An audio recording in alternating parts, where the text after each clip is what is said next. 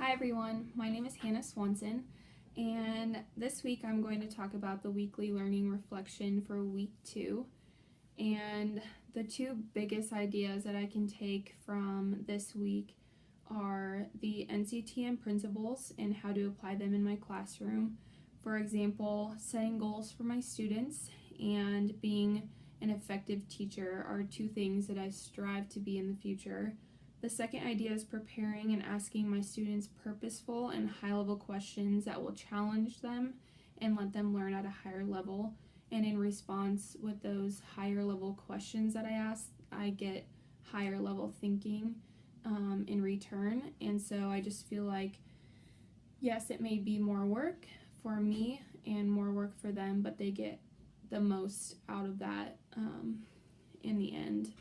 And one thing from this week that I hope to apply in the future is making connections and creating that growth mindset in the students and in just my classroom in general.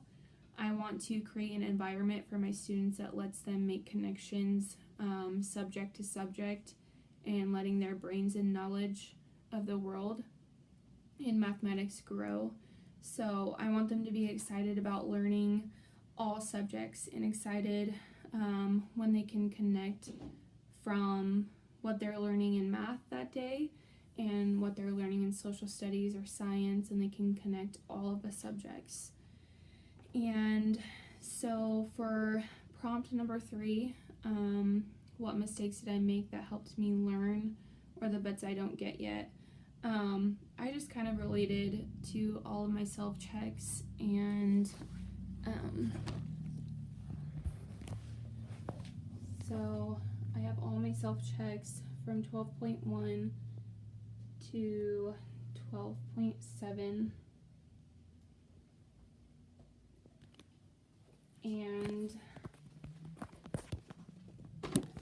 basically through all the self-checks I just noticed that the parts I didn't get yet were how to be prepared and how to know all of these different strategies for kids. I noticed that in self-check 12.4, number 1, which of the following is a highly successful strategy for students solving subtraction situations?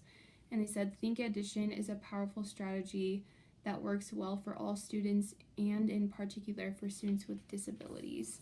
And I just felt like kind of overwhelmed but excited because I want to be able to be prepared and know all of the strategies that I need to know, so I can give my students a variety and so I can help them to the best of their ability.